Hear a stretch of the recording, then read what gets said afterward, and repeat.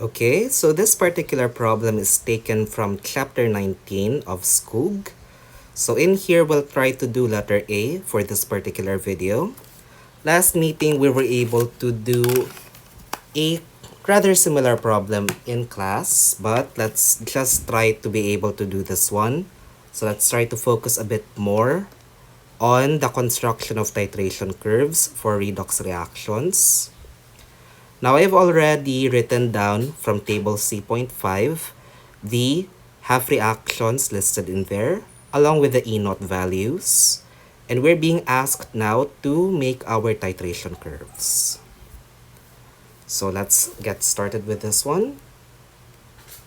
So to solve this, we first need to be able to have our overall redox reaction. In our problem, as you can see, the vanadium 2 reacts with tin 4. So what you can do, this half reaction that we've listed down from our table C.5, we can now flip it over to give us our oxidation half reaction, which is now going to be vanadium 2 producing vanadium 3 and the electron. And for the reduction half reaction, it's still going to be tin 4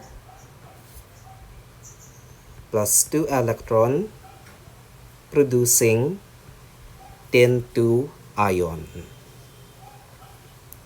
Now multiplying the oxidation half reaction by 2 so that we have 2 electrons on both the oxidation and reduction half reactions, we should be able to write our overall redox reaction, giving us 2 vanadium 2 plus tin 4 reacting now to produce 2 vanadium 3 and tin 2.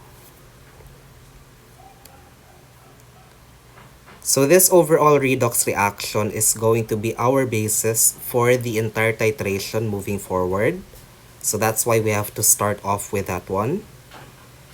It's also very useful at this point to know what the volume is of the tin 4 titrant at the equivalence point. So at the equivalence point,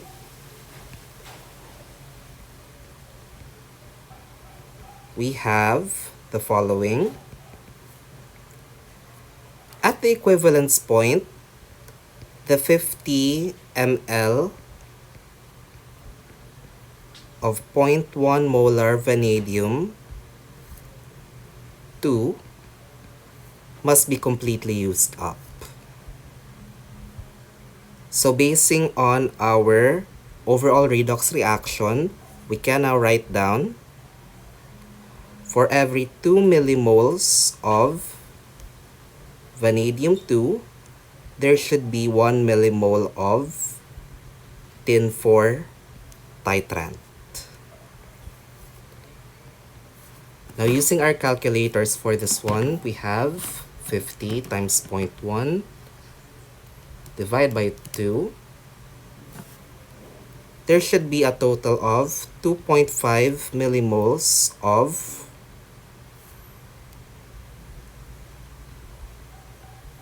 tin 4 at equivalence point. And since the concentration of tin 4 is given, we can just divide this one with the concentration given to us. That's 1 over 0.0500 molar tin 4. Just so we'll know what the volume is of our tin 4 at equilibrium.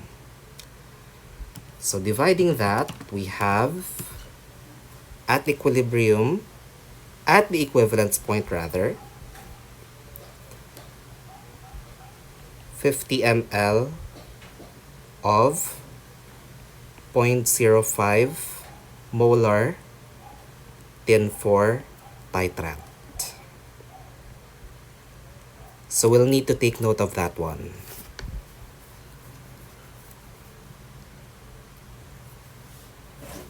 Likewise, at the equivalence point, we will need to find the value of our KEQ. Since we will be using that one to construct our ICE table and compute the concentrations at the equivalence point. So to find the KEQ, we simply have to use the equation E naught cell equals to RT L, oops, sorry, not Ln over NF Ln KEQ. So substituting now the values in here, we can compute what E naught cell is. In our oxidation half reaction, our E naught will be the value listed on the table times -1, giving us 0.255 volts. And for the reduction half reaction, that remains at 0.154 volts. Now adding up these two gives us our E naught cell, 0.255 plus 0.154. That's 0.409 volts. So this is now equal to RT 8.314 times the temperature. No temperature is being stated in here, so we assume that all of this happens at room temperature, 298 Kelvin, divided by N.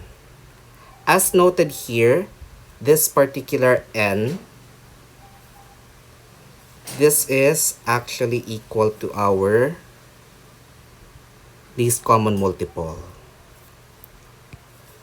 So for this one, we have to write in 2 times the value of F, 96,485, ln KEQ.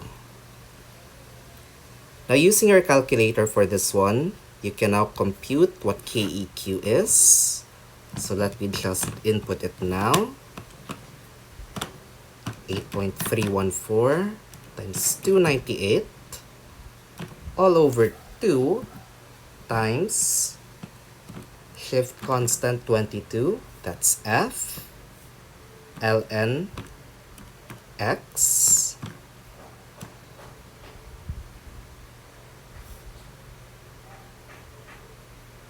so KEQ for this particular titration is 6.84 times 10 to the power of 13. So we'll be using this one later on when we get to the equivalence point. Okay, so with all of this information already known, let's now try to compute what will be the concentration of all of our ions at each point in our titration. Starting off, when we have only 10 ml of tin 4 added. So, at the volume of 10 ml of the tin 4, we now have the following. So we can compute first what is the number of moles. Let me just replace that one. Instead, let's try to compute first how many millimoles of tin 4 there are initially. So initially you have 50 ml of 0.1 molar. It should not be tin 4. That should be, oops, sorry. That should be our vanadium. So initially, in letter A, we have 50 times 0.1, a total of 5 millimoles.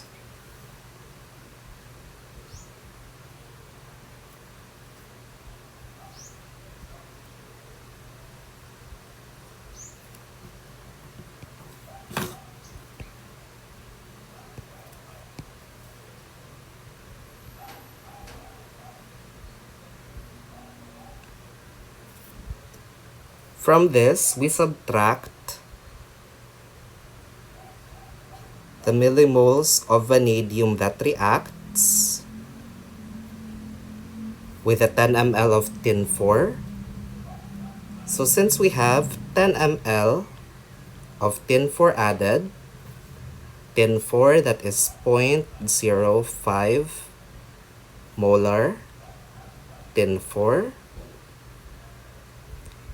And looking at our overall redox reaction, we can see that for every 1 millimole of tin 4, there are 2 millimoles of vanadium 2. So plugging this into our calculator, we have 1 millimole of vanadium 2 which has reacted. So getting the difference, the number of moles of vanadium 2 that is left to us will be 5 minus 1, or that will be 4 millimoles.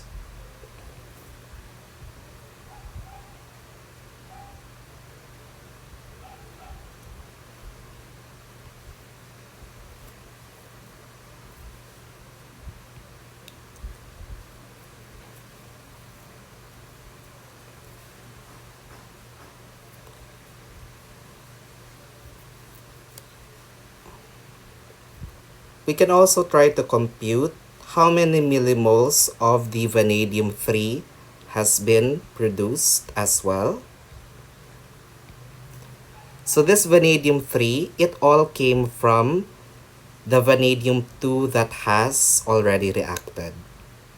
So since we know that 1 millimole of vanadium 2 has reacted, we use our stoichiometric coefficient from the overall redox reaction. That is now 2 millimoles of vanadium 3 produced for every 2 millimoles of vanadium 2 that has reacted.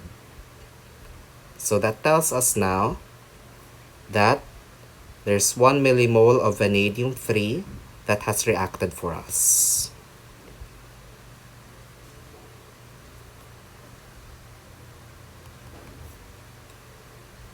Now that we know how many moles of vanadium 2 is left and how many moles of vanadium 3 is produced, we can easily compute the concentration of each ion. That's 4 millimoles for vanadium 2 divided by the total volume.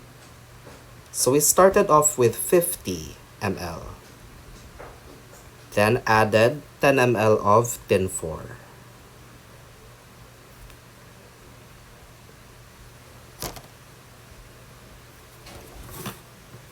So 4 divided by 60 gives us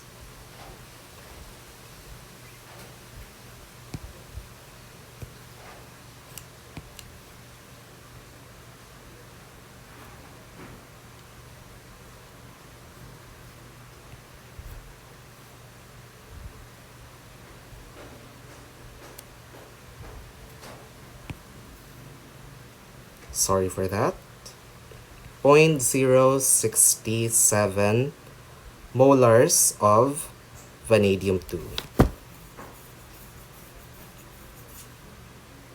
Likewise, for vanadium 3, Get rid of that one. That's 1 millimole of vanadium-3 divided by 50 plus 10 ml, giving us 1 over 60.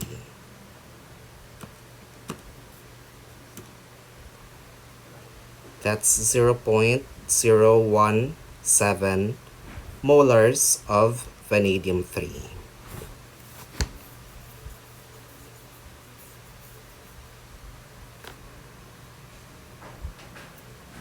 Now, to be able to construct our titration curves, what we need to do now is to use our Nernst equation. This is all pre-equivalence point. We recall that we have 50 ml of tin 4 at the equivalence. So pre-equivalence point, like in here,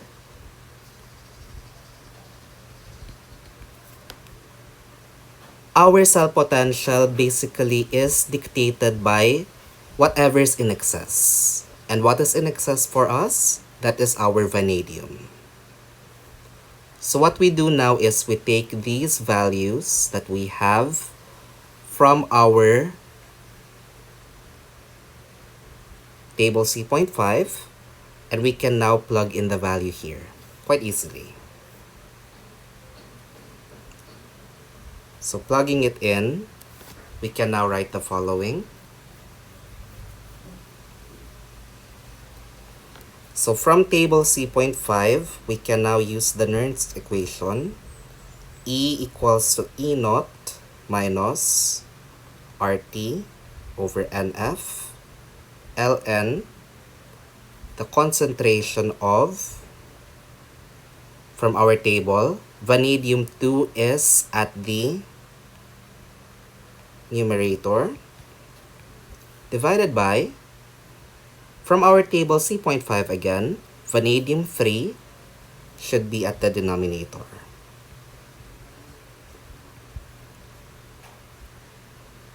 So plug in the values now. We have from the table, that's negative 0.255 volts. Oops, sorry, not there. We're looking for E. So that's negative 0.255 for the E naught minus 8.314 times 298 all over the N. Again, take note of the difference here. When using the Nernst equation, we're not interested in using this, our least common multiple.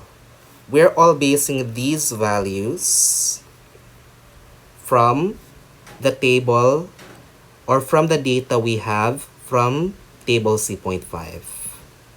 So in our table C.5, what you can see is there's only one electron. So we write in here for the N, when we compute the cell potential, we use 1, not 2. So that's 1 times 96,485 Ln, the concentration of vanadium-2, that's 0.067 all over 0.017.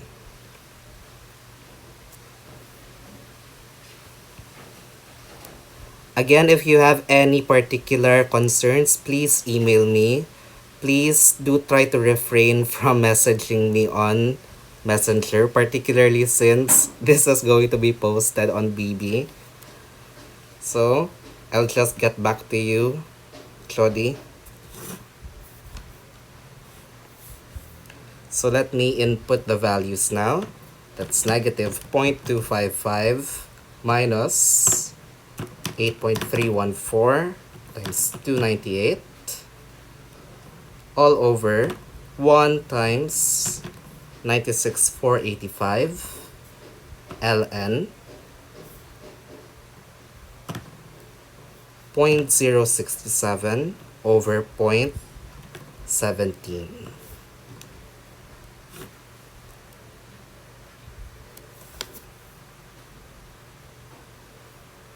So what I have in here is negative 0.290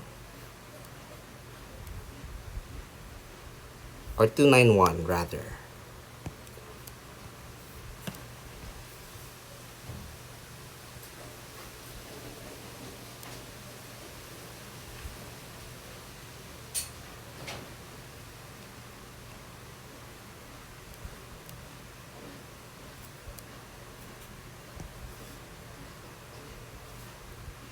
Okay, let me just correct myself in there. I would make a separate video, but honestly, it's already too time consuming to do so.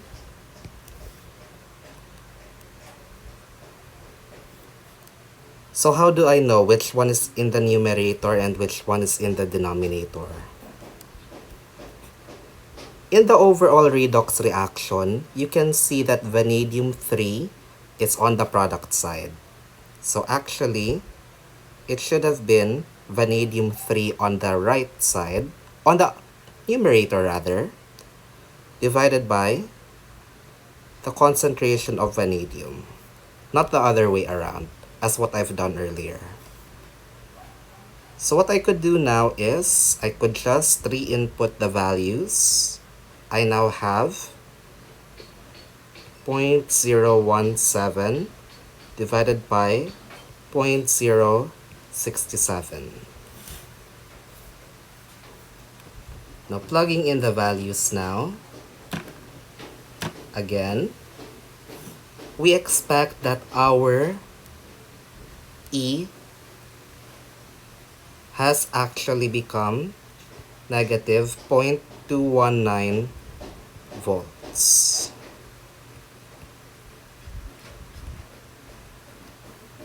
So that's the correct value.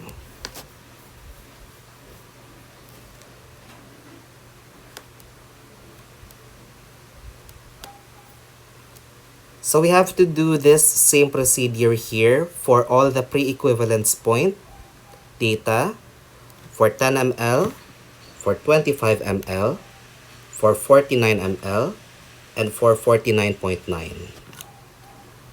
So what we're gonna be doing is, I'll just leave you to answer the values for 25 ml, for 49 ml, and 49.9 ml. And then, I'll just leave you with the actual values. So I'll stop this video now, and then we'll try to compute the value of the cell potential at the equivalence point, 50 ml.